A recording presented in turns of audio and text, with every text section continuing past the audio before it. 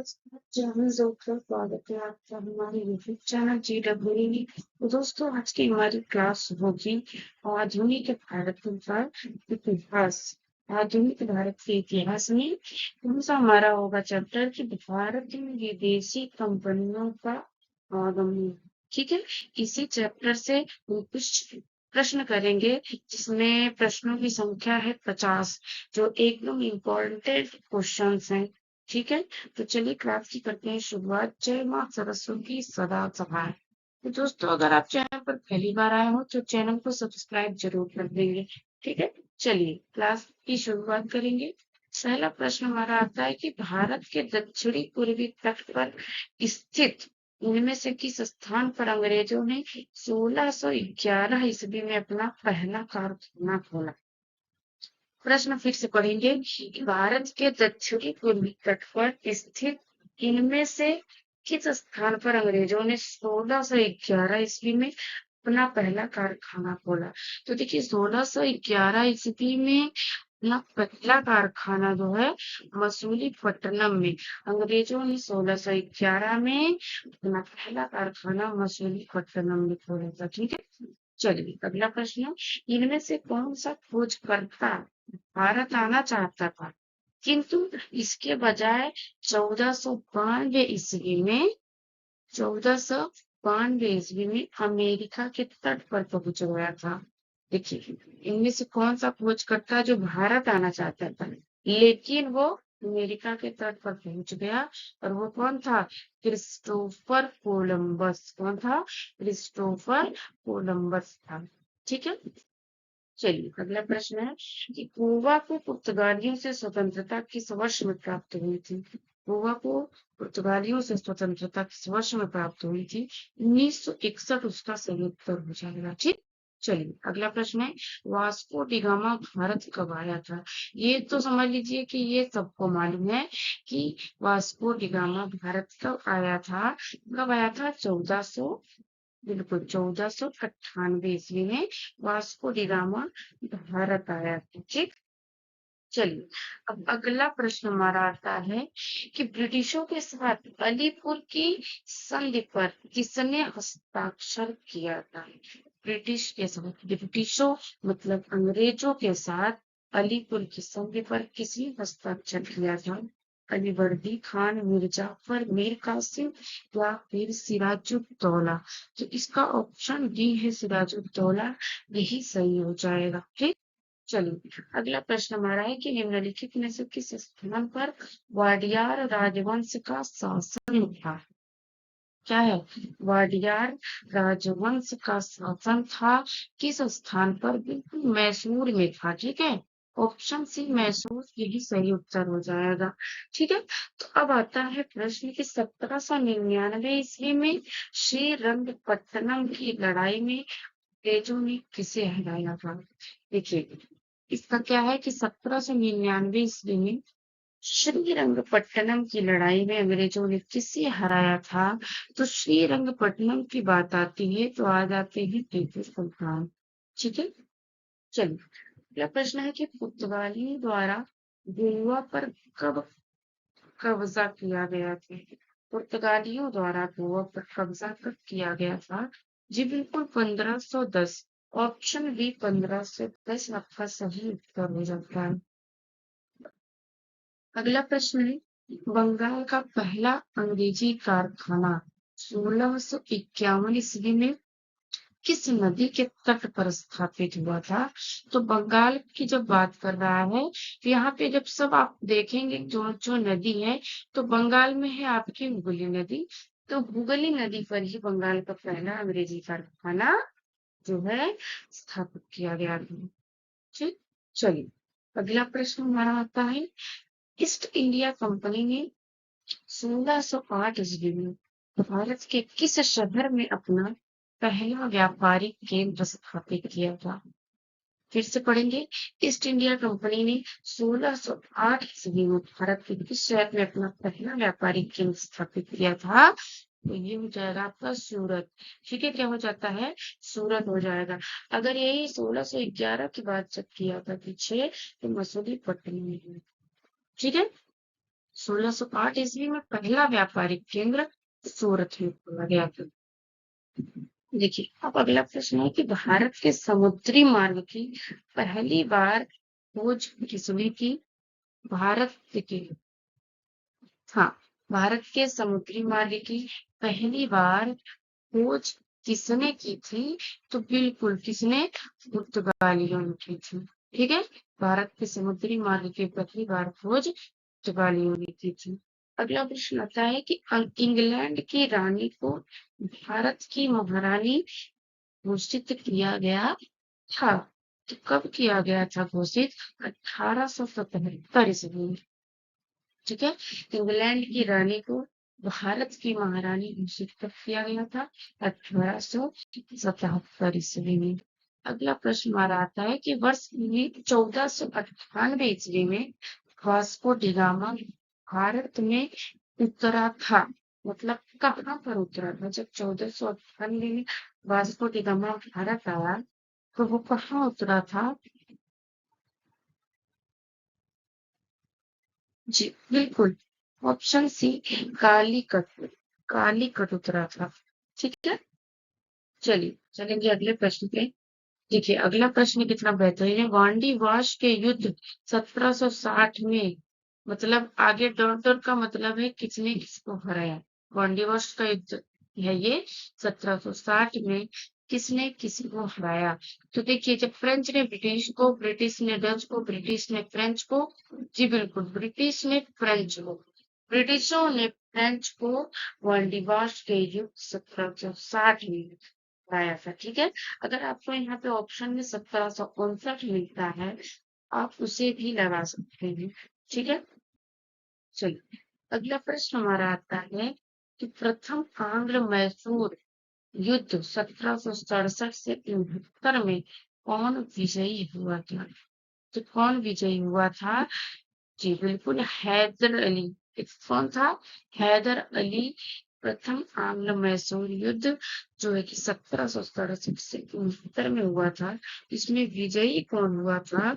जब विजयी की बात करेगा तो बिल्कुल हैदर अली आपका सही उत्तर हो जाता है। ठीक है, चलिए अगला प्रश्न आता है कि भारत के किस गवर्नर जनरल के समय में सिंध की विलय 1842 से 43 अंग्रेजी राज्य में किया गया था? सिंध का विलय अंग्रेजी राज्य में जब किया गया था तो उस समय भारत का गवर्नर जनरल कौन था? तो देखिए, इसका उत्तर हो जाता है आपका, कौन हो जाता है? बिल्कुल, एलन बरो। कौन होता है? एलन बरो आपका एकदम सही उत्तर है। ठीक, कौन है? एलन बरो। चलो, भारत में अंग्रेजों द्वारा भारत में अंग्रेजों द्वारा निर्मित पहला किला कौन सा था? भारत में अंग्रेजों द्वारा निर्मित पहला किला फोर्ट सेंट जॉर्ज। क्या था? फोर्ट सेंट जॉर्ज आपका सही उत्तर हो जाएगा। अगला प्रश्न है कि औपनिवेशिक शासन की स्थापना निम्न में से सबसे पहले कहाँ हुई थी? औपनिवेशिक शासन की स्थापना सबसे पहले कहाँ हुई थी?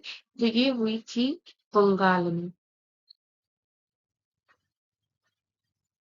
बंगाल इसका सही उत्तर हो जाएगा। अगला प्रश्न होता है कि भारत में फोर्ट विलियम किस नदी के किनारे में है? तो देखिए, फोर्ट विलियम है बंगाल में, पश्चिम बंगाल में। तो जब आपका इसमें नदी आती है, फोर्ट विलियम बंगाल में है, तो इसका नदी हुगली नदी हो जाएगा। बिल्कुल ठीक। चलो, ईस्ट इंडिया कंपनी को 31 दिसंबर कौन से सन में को एलिजाबेथ प्रथम द्वारा अंग्रेजी रॉयल चार्ट दिया गया था? अंग्रेजी रॉयल चार्ट कब दिया गया था? 31 दिसंबर। आगे सन की बात कर रहा है कि किस सन में? तो 1600 ईस्वी में। ठीक है, कब? 31 दिसंबर 1600 ईस्वी को एलिजाबेथ प्रथम द्वारा अंग्रेजी रॉयल चार्ट दिया गया था। ठीक, चलिए अगला प्रश्न आता है कि दूसरे आंग्ल मैसूर युद्ध में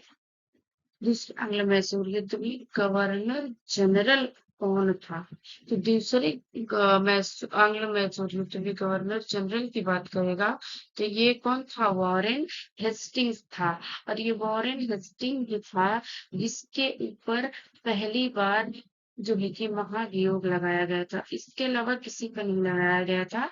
वॉरेन हेस्टिंग पे ही महाभियोग की प्रक्रिया लगाई गई थी। उस समय की बात हो रही है जब अंग्रेज ये दूसरे आंग्ल मैसूर युद्ध की बात हो रही है। और जिस वॉरेन हेस्टिंग पे क्या लगाया गया था? महाभियोग की प्रक्रिया। ये बहुत इंपॉर्टेंट क्वेश्चन है। खैर हमने इसमें डाला तो नहीं है, इस क्लास में तो नहीं डाला है, लेकिन आप इसे सुन लीजिए, पूछ सकता है। चलो अगला प्रश्न है कि मुर्शीद कुली खान, अली वर्दी खान और सिराजुद्दौला कहाँ के नवाब थे? ठीक है, कहाँ के नवाब थे? तो ये ऑप्शन डी आपका होता है बंगाल। बंगाल के नवाब थे। कहाँ के? मुर्शीद कुली खान, अली वर्दी खान और सिराजुद्दौला बंगाल के नवाब थे। ठीक है, अब देखिए अगले प्रश्न की बात करेंगे। पुर्तगालियों द्वारा वर्ष 1662 में इंग्लैंड के राजा चार्ल्स द्वितीय को पुर्तगाल के राजा की बहन से शादी करने पर दहेज के उपहार में दहेज के रूप में किस भारतीय शहर को उपहार स्वरूप? तो ये मुंबई शहर ही था जिसे दहेज के रूप में भारतीय शहर को उपहार दे दिया गया था। किसे? फिर से देखिए, चार्ल्स द्वितीय, राजा चार्ल्स द्वितीय को पुर्तगाल के राजा की बहन से शादी करनी पड़ी। फिर उसके बाद जो है दहेज में पुर्तगालियों ने क्या किया? पुर्तगालियों ने दहेज के रूप में मुंबई शहर को उपहार दे दिया। पूरे के पूरे शहर को ही दहेज में दे दिया। देख लो, केप ऑफ गुड होप कहाँ स्थित है? क्या है? केप ऑफ गुड होप कहाँ स्थित है? दक्षिण अफ्रीका में स्थित है। ठीक है, चलिए अगले प्रश्न की बात करेंगे। 1600 ईस्वी में भारत में व्यापार चौकियां की स्थापना करने के लिए व्यापार चौकियों की स्थापना करने के लिए किसने ईस्ट इंडिया कंपनी को अधिकार दिया? देखिए, फिर से इसको हम पढ़ेंगे। एलिजाबेथ, इसका देखिए आंसर आपका हो जाएगा। ये एलिजाबेथ 2 बार दिया गया है, एक प्रथम एक द्वितीय। तो महारानी एलिजाबेथ प्रथम ही इसका संयोजक हुआ। फिर से जब प्रश्न को पढ़ेंगे, 1600 ईस्वी में भारत में व्यापार चौकियों की स्थापना करने के लिए किसने ईस्ट इंडिया कंपनी को अधिकार दिया? तो महारानी एलिजाबेथ प्रथम ने ही अधिकार दिया। ठीक है, चलिए अब देखिए अगला प्रश्न आपका आता है कि अंग्रेजी ईस्ट इंडिया कंपनी को किस नाम से भी जाना जाता है? ईस्ट इंडिया कंपनी, अंग्रेजी ईस्ट इंडिया कंपनी को अलग से उसको और किस नाम से जाना जाता है? तो ये जॉन कंपनी है। कौन सी है? जॉन कंपनी के नाम से भी जाना जाएगा। ठीक, चलिए अगला प्रश्न है कि प्लासी की लड़ाई किसके बीच लड़ी गई? देखिए, क्या है प्रश्न कि प्लासी की लड़ाई किसके बीच में लड़ी गई थी? तो सिराजुद्दौला और रॉबर्ट क्लाइव के बीच में प्लासी की लड़ाई लड़ी गई थी। ठीक है, चलिए अगला प्रश्न आता है कि प्लासी की लड़ाई के बाद अंग्रेजों ने भारत में राजनीति की सत्ता हासिल कर ली। यह लड़ाई किस वर्ष में हुई थी? मतलब पीछे जो प्लासी की लड़ाई के बारे में हमने बताया, जो सिराजुद्दौला और रॉबर्ट क्लाइव के बीच में हुआ था, ये किस वर्ष हुआ था? तो ये 1700, कब? 1757 में। ठीक है, चलो अगले प्रश्न की बात करेंगे कि बक्सर का युद्ध कब लड़ा गया था? तो 1764 ईस्वी में। ठीक है, 1764 ईस्वी में। ये बड़ा फेमस सा क्वेश्चन है कि बक्सर का युद्ध कब लड़ा गया था? प्लासी का युद्ध। तो प्लासी का 1757 और बक्सर का 1764 ईस्वी में। ठीक है, चलो हैदर अली ने अंग्रेजों के साथ मद्रास संधि पर हस्ताक्षर किए, जिसमें दोनों उनके उभयनिष्ठ शत्रु किसके विरुद्ध परस्पर मदद के लिए सहमत हुए? क्या हो जाएगा इसका उत्तर? ये मराठा मराठा के विरुद्ध परस्पर मदद के लिए सहमत हुए थे। ठीक है, हैदर अली ने ही अंग्रेजों के साथ मद्रास संधि पर हस्ताक्षर किया, जिसमें दोनों उनके घनिष्ठ शत्रु किसके विरुद्ध परस्पर मदद के लिए सहमत हुए? मराठा के विरुद्ध। ठीक है, चलिए अब देखिए अगला प्रश्न का है कि प्लासी की लड़ाई किस नदी के तट पर हुई थी? तो प्लासी की लड़ाई भागीरथी नदी, कौन सी नदी है? भागीरथी नदी के किनारे ही लड़ी गई थी। चलिए अगला प्रश्न आता है कि टीपू सुल्तान की मस्जिद कहाँ पर स्थित है? देखिए टीपू सुल्तान की मस्जिद की बात करेगा तो आपका कोलकाता में हो जाएगा। कहाँ पे? कोलकाता में हो जाओ। ठीक है, आप मैसूर न लगा दीजिएगा, बहुत लोग कंफ्यूजन की वजह से मैसूर लगा देंगे, लेकिन इसका उत्तर कोलकाता हो जाएगा। ठीक, चलिए अगला प्रश्न है कि पुर्तगाली यात्री वास्को डी गामा का कालीकट में स्वागत करने वाले भारतीय राजा का नाम क्या है? तो ये बहुत ही अच्छा क्वेश्चन है कि जमोरिन था, जमोरिन राजा ही था जो वास्को डी गामा का कालीकट में स्वागत करने के लिए वहां पर गया था। ठीक है, अब बात आती है कि बंगाल की खाड़ी में, प्रश्न है बंगाल की खाड़ी में समुद्री डकैती हेतु उबली का प्रयोग या उपयोग कौन करता था? कौन करता था? पुर्तगाली करते थे। कौन करते थे? पुर्तगाली करते थे। ठीक है, चलिए अगला प्रश्न है कि दक्षिण भारत के किस राजा ने वर्ष 1741 में कोयला जेल की लड़ाई में डच इंडिया कंपनी को परास्त किया?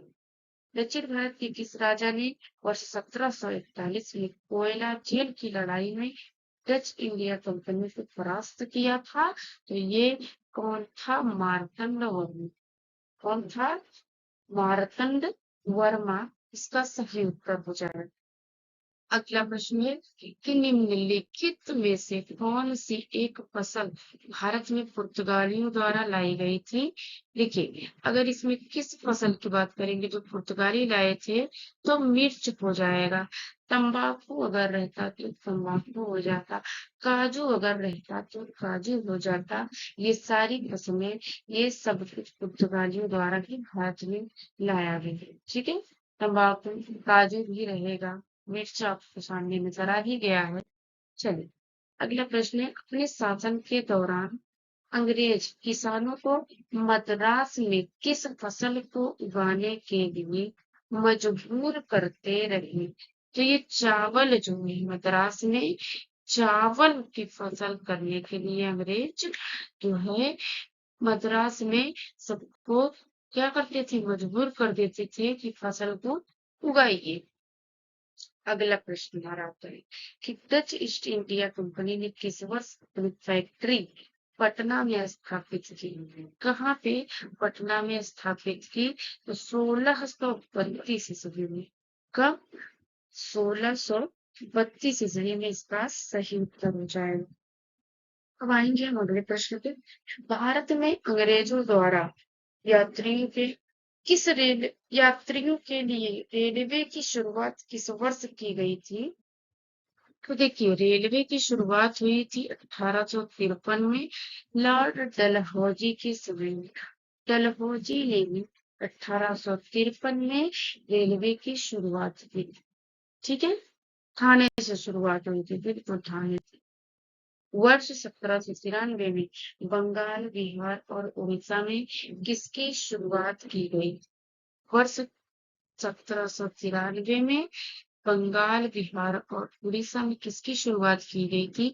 यहाँ पे देखिए महलवाड़ी बंदोबस्त, अस्थाई बंदोबस्त, रैयतवाड़ी और इजारेदारी।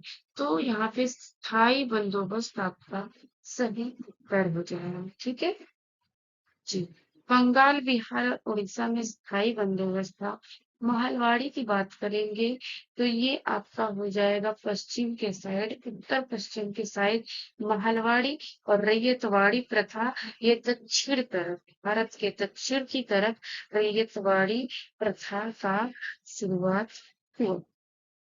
चलिए अगला प्रश्न आता है कि मुर्शीद कुली खान ने खुद को बंगाल का नवाब घोषित कर दिया और अपनी राजधानी ढाका से हटाकर कहाँ पे लाया?